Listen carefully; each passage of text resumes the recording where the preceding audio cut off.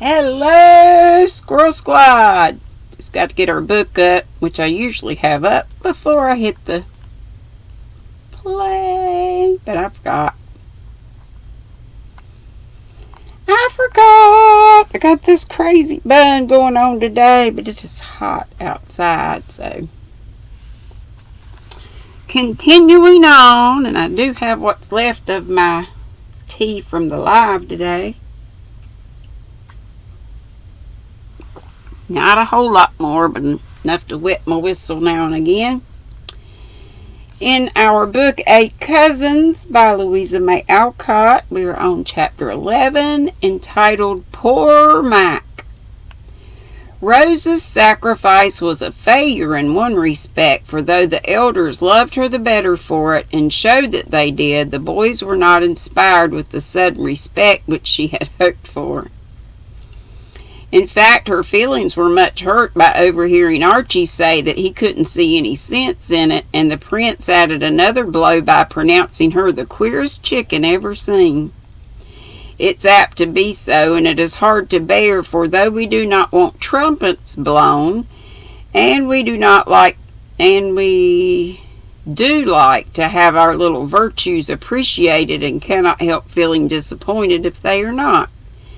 A time soon came, however, when Rose, quite unconsciously, won only the respect of her not only the respect of her cousins, but their gratitude and affection likewise.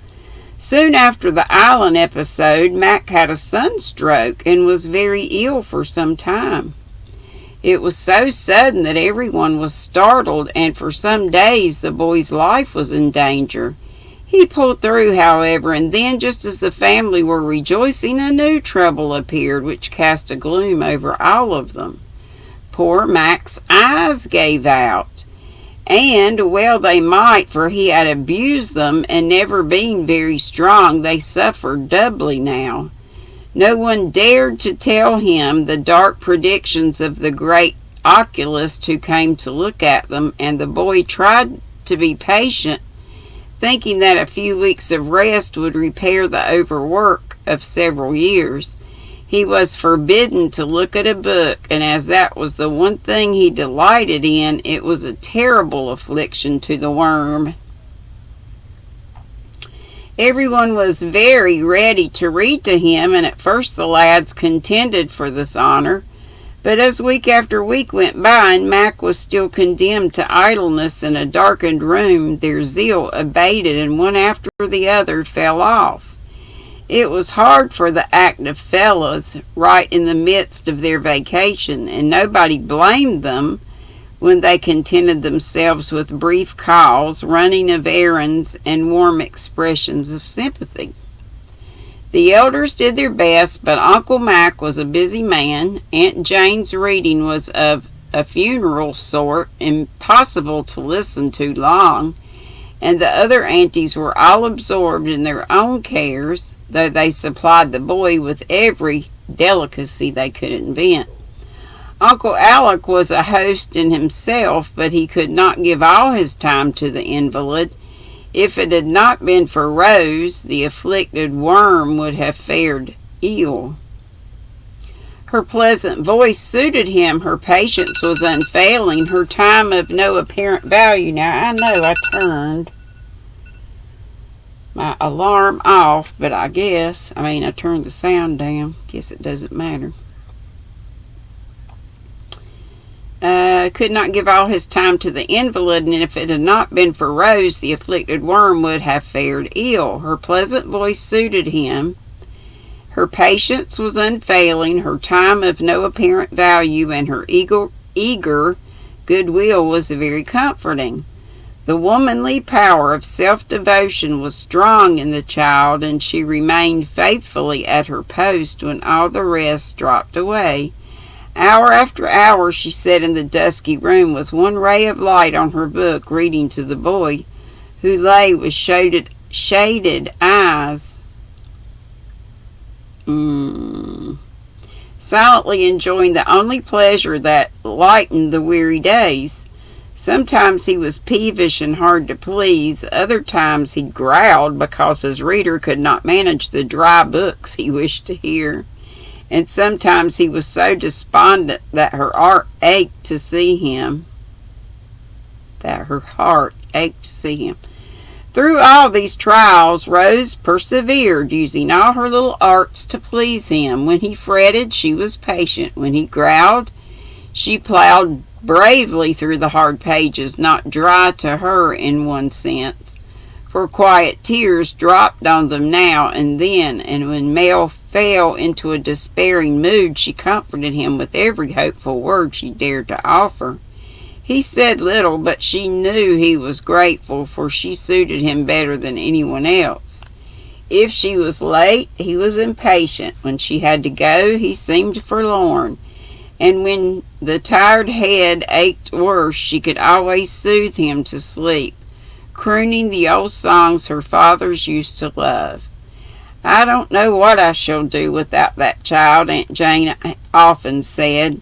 "She's worth all those racketing fellows put together," Mac would add, fumbling about to discover if the little chair was ready for her coming.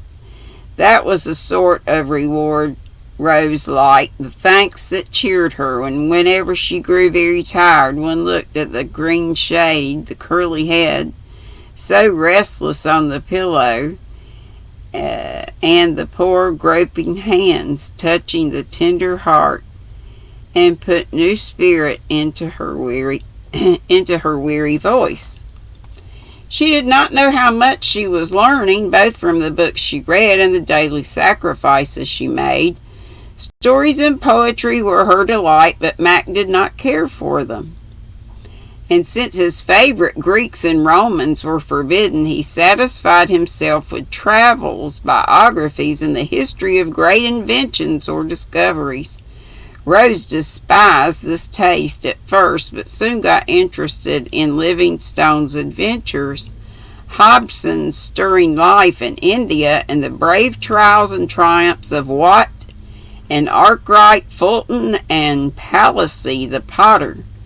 The true strong books helped the dreamy girl. Her faithful service and sweet patience touched and won the boy, and long afterward both learned to see how useful those seemingly hard and weary hours had been to them.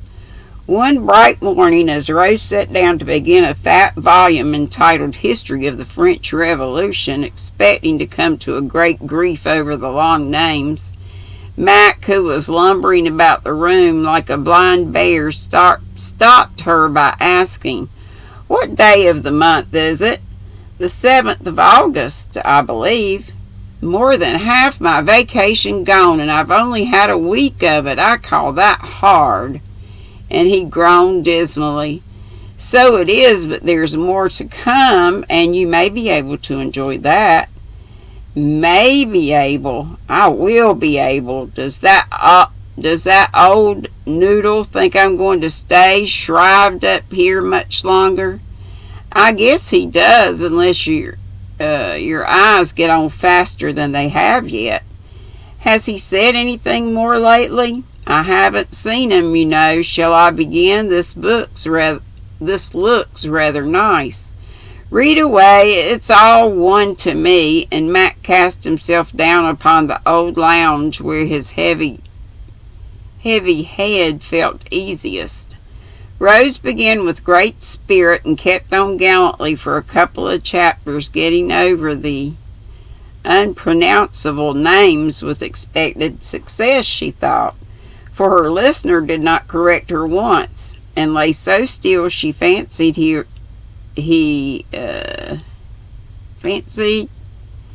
was deeply interested. All of a sudden she was arrested in the middle of a fine paragraph by Mac, who sat bolt upright, brought both feet down with a thump, and said in a rough, excited tone, "Lordy, stop! I don't hear a word, and you may as well save your breath to answer my question." "What is it?" asked Rose, looking uneasy, for she had something on her mind and feared that he suspected what it was. His next words proved that she was right.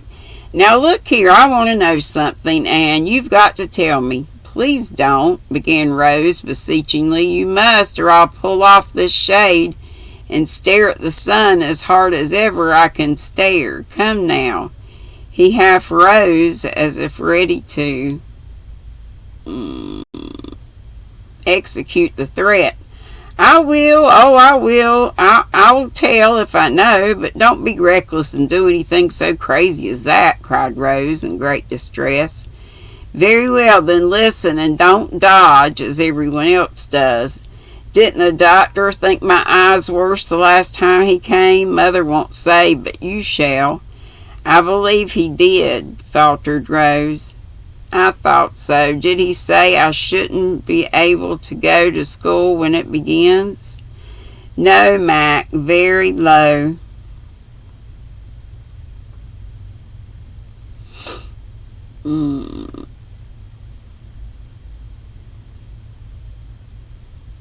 Hang on.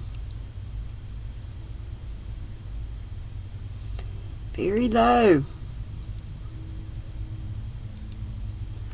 Sorry, I keep losing my place. Very low. Please don't, Rose said. "You must, or I'll pull off this shade and..." Oh, we did that.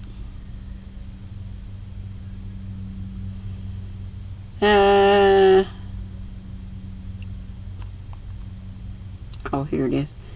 I'm going back just a little bit. "Very well, then listen and don't dodge as everyone else does. Didn't the doctor think my eyes worse the last time he came? Mother won't say, but you shall." "I believe he did," faltered Rose. "I thought so. Did he say I should be able to go to school when it begins?" "No, Mac," very low. "Ah." That was all, but Rose saw her cousin set his lips together and take a long breath as if she had hit him hard. He bore the disappointment bravely, however, and asked quite steadily in a minute, "How soon does he think I can study again?"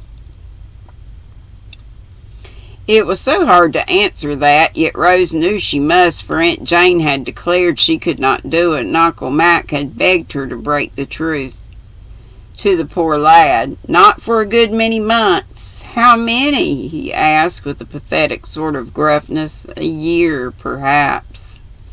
"A whole year? Why, I expected to be ready for college by that time." And pushing up the shade, Max stared at her with startled eyes that soon blinked and fell before the one ray of light. "Plenty of time for that. You must be patient now and get them thoroughly well, or they will trouble you again when it will be harder to spare them," she said with tears in her own eyes. "I won't do it. I'll study and get through somehow. It's all humbug about taking care so long. These doctors like to keep hold of a fella if they can, but I won't stand it. Vow I won't." And he banged his fist down on the unoffending pillow as if he were pommeling the hard-hearted doctor. "Now, Mac, listen to me," Rose said very earnestly, though her words shook a little and her heart ached. "You know you've hurt your eyes reading by firelight and in the dusk and sitting up late. Now you'll just have to pay for it. The doctor said so. You must be careful and do as he tells you, or you will be blind." "No." "Yes, it's true, and he wanted us to tell you that nothing but entirely rest would cure you.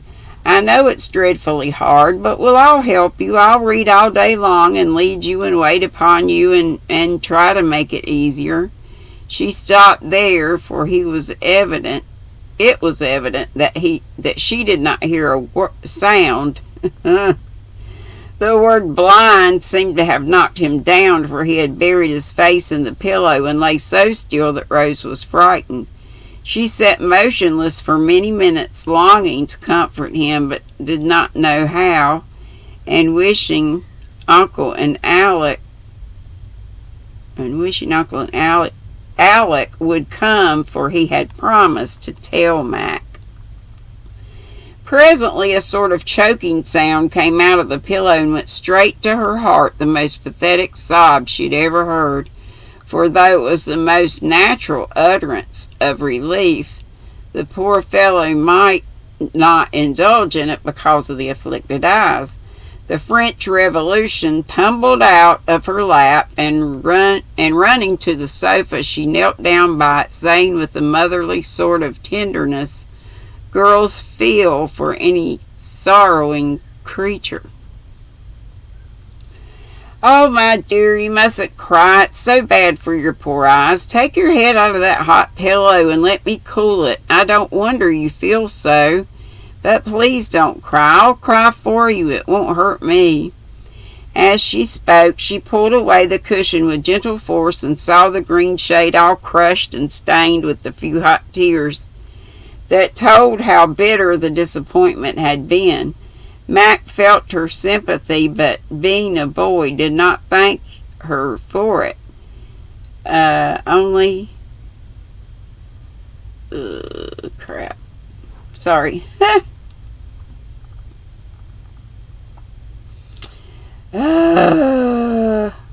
Saw the green shade. How bitter the disappointment had been. May felt her sympathy, but being a boy, did not thank her for it, only sat up with a jerk, saying as he tried to rub away the telltale drops with the sleeve of his jacket, "Don't bother. Weak eyes always water. I'm all right." But Rose cried out and caught his alarm. "Don't touch them with that rough woolen stuff.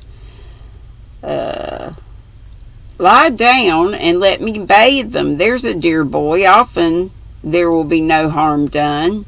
Then there will be no harm done. They do smart confoundedly, I say. Don't you tell the other fellows that I made a baby of myself, will you?" he added, yielding with a sigh the sadness. Yielding with a sigh to the order. Oh, wait a minute. He added, yielding with a sigh to the orders of his nurse, who had flown for the eye wash and linen cambric handkerchief. "Of course I won't, but anyone would be upset at the idea of being well troubled in this way. I'm sure you would bear it splendidly, and you know it isn't half so bad when you get used to it. Besides, it's only for a time, and you can do lots of pleasant things if you can't study. You'll have to wear blue goggles, perhaps. Won't that be funny?" And while she was pointing out all the comfortable words she could think of, Rose was softly bathing the eyes and dabbing the hot forehead with lavender water, as her patient lay quiet with a look on his face that grieved her sadly. Homer was blind, and so was Milton, and they did something to be remembered, but in spite of it, he said, as if to himself in a solemn tone, for even the blue goggles did not bring a smile, "Papa had a picture of Milton and his daughters waiting for him. It was a very sweet picture, I thought," observing Rose in a serious voice, trying to meet the sufferer on his own ground. "Perhaps I could study if someone read and did the eye part. Do you suppose I could by and by?" he asked with a sudden ray of hope. "I dare say if your head is strong enough, you'll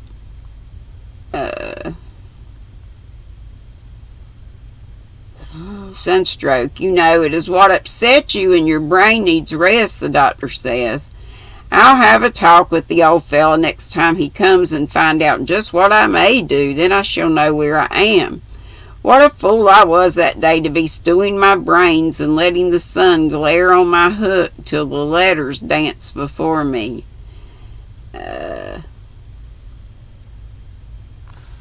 Dance before me. I see 'em now when I shut my eyes, black balls bobbing round, and stars and all sorts of queer things. Wonder if all blind people do. Don't think about them. I'll go on reading, shall I? We shall come to the exciting part soon, and then you'll forget all this," suggested Rose. "No, I shall never forget. Hang the old revolution. I don't want to hear another word of it. My heart aches and I'm hot.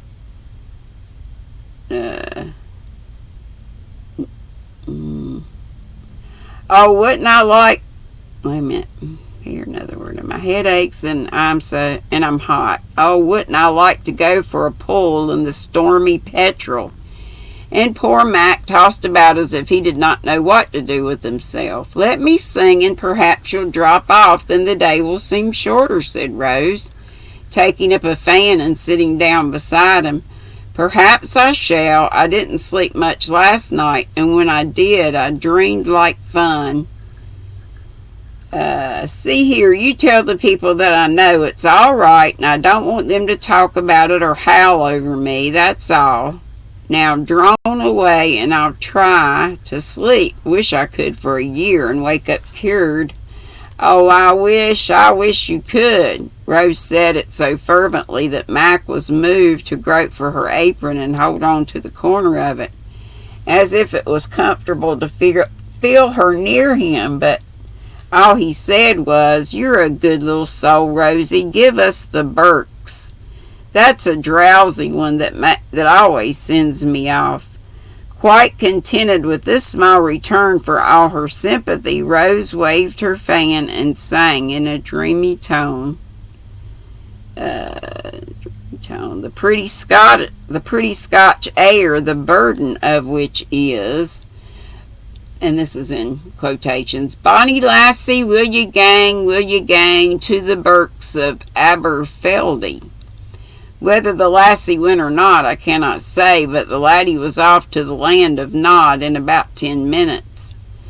Quite worn out with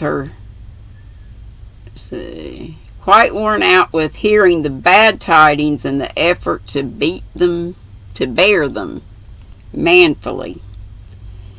Phew, that's all. Chapter 12 is called The Other Fellows.